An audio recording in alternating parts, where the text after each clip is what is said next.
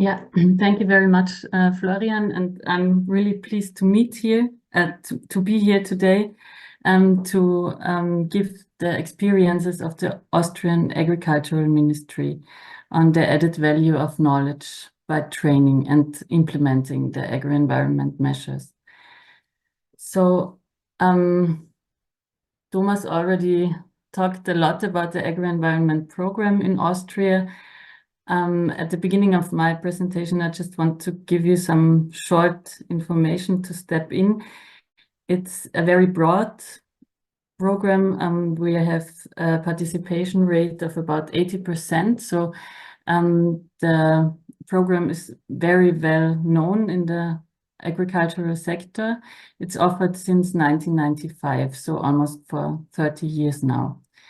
There are measures in the field of biodiversity, but also in terms of soil protection, water protection, climate protection, and animal welfare. So it's a really broad program with a holistic environmental approach.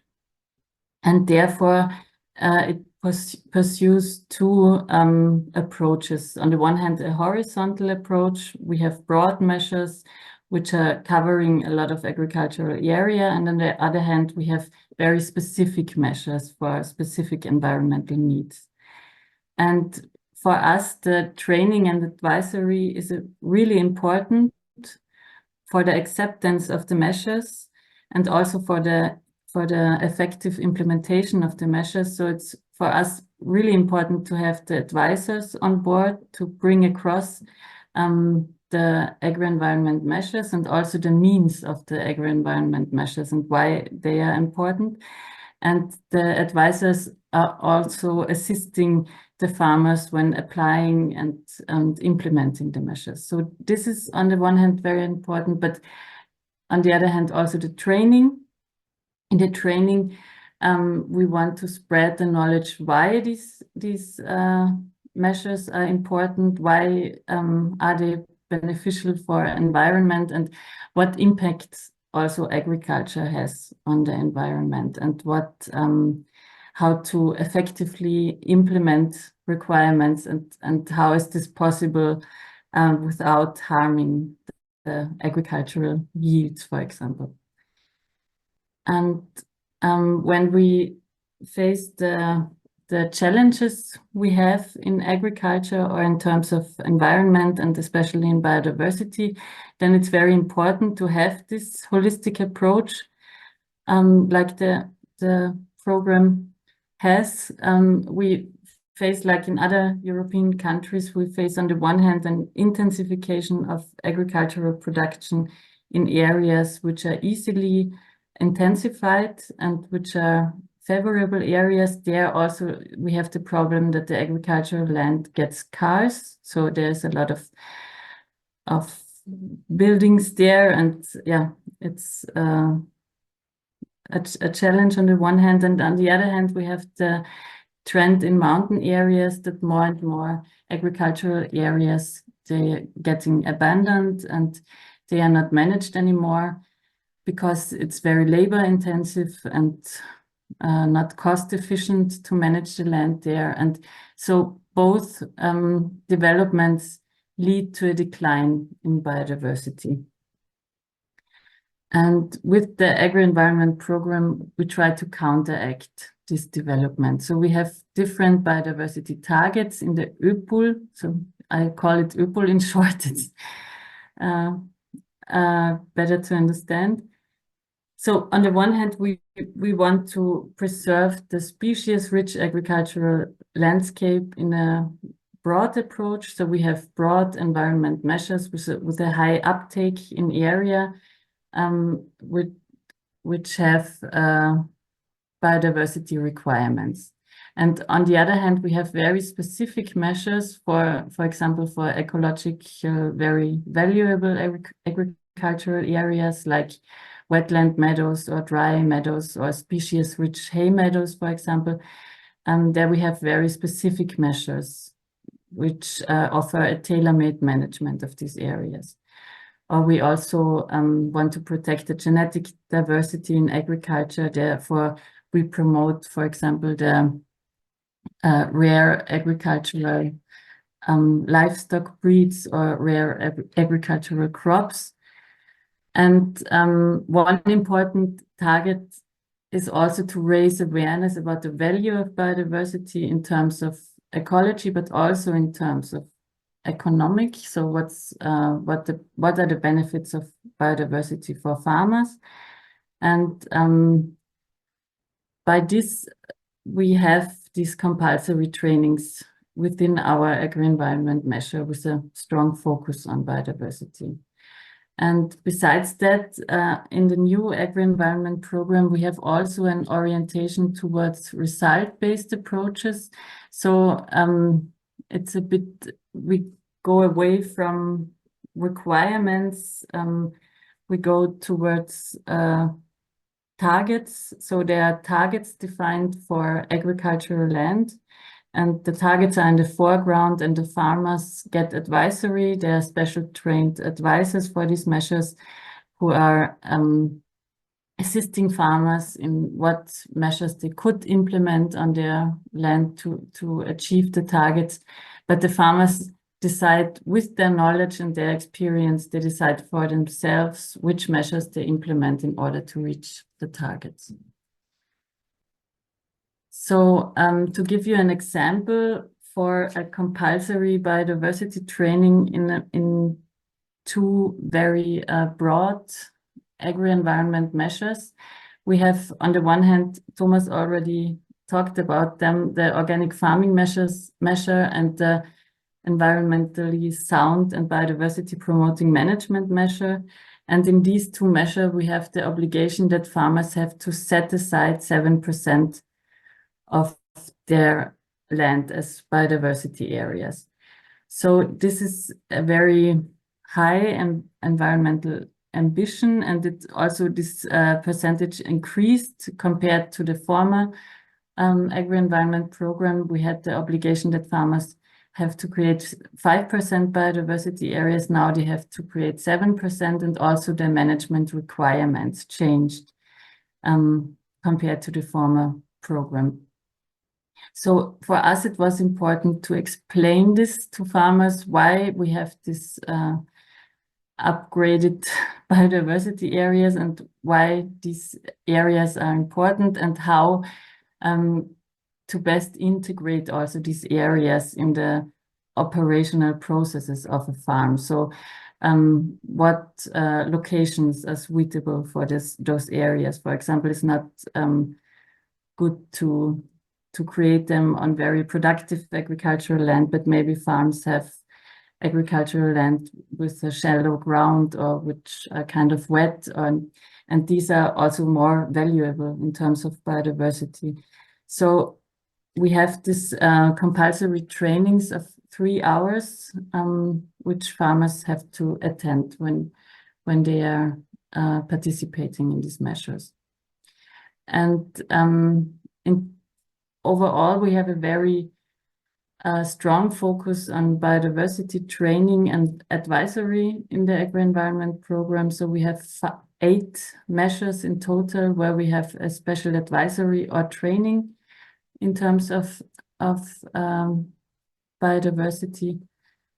And there are different types of trainings. Of course, the most common trainings are informational events or workshops where farmers physically attend, but then it's a very valuable addition is our online courses or webinars.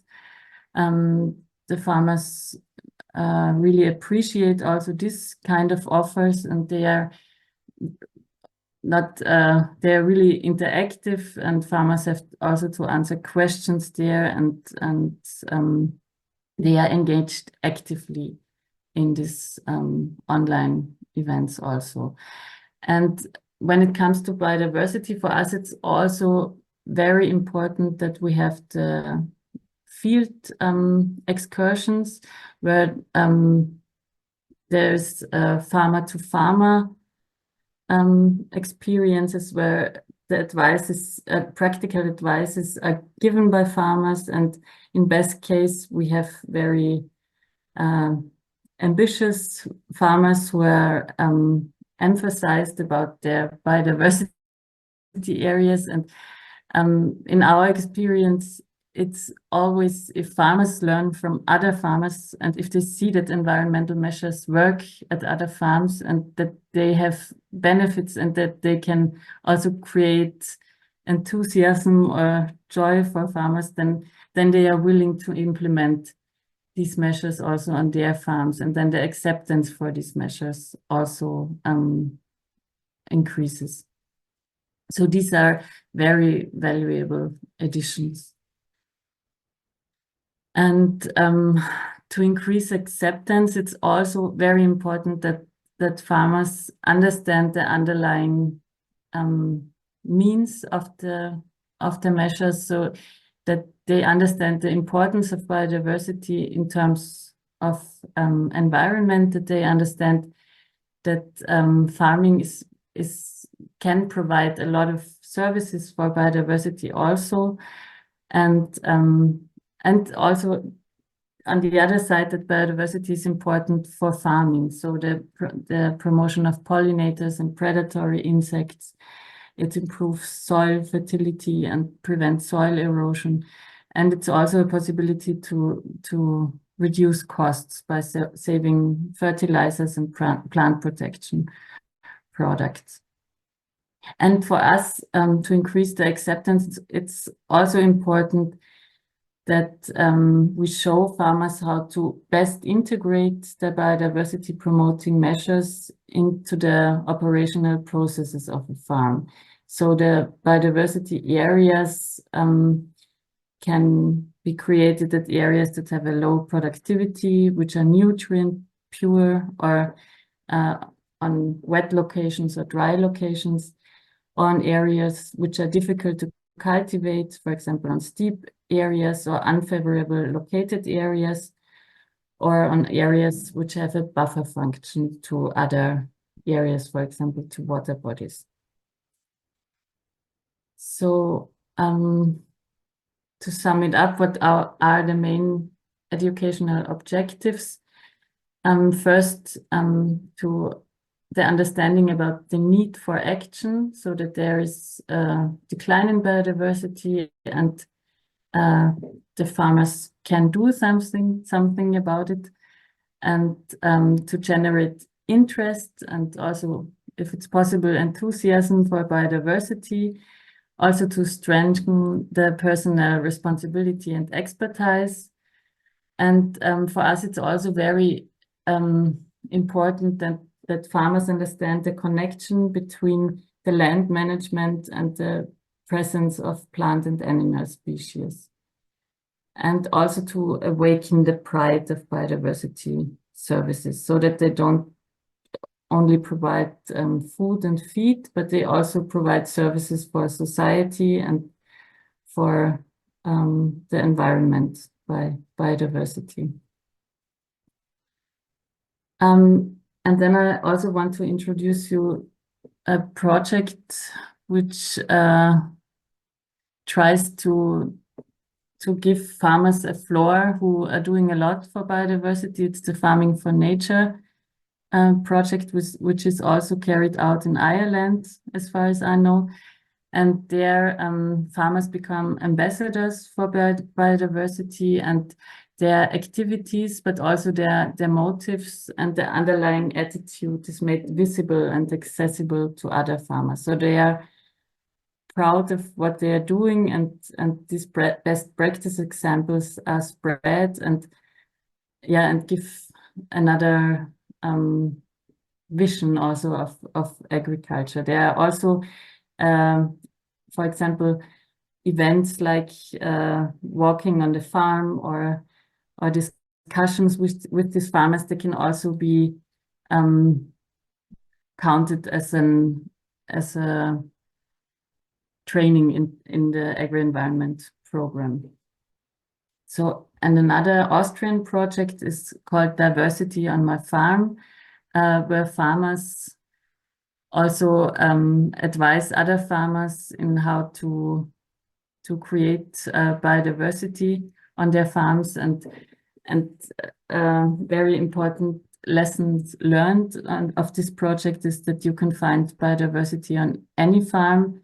And so these specially trained farmers are searching for biodiversity areas on the farms who are attending at this project, and they are taking photos and creating posters of all the biodiversity services the farms are providing. And we have the experience that farmers are very proud of these posters, and they are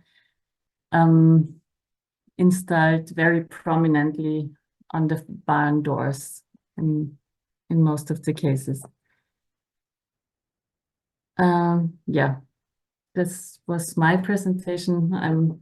Thank you very much for your attention. And to conclude, to us, the training and advisory is very important for the effective implementation, but also when it comes to acceptance and to the motives of, and to understand the motives for the requirements. Thank you. For further information, you can visit the Modern AKIS website at modernakis.eu, or do follow us on social media.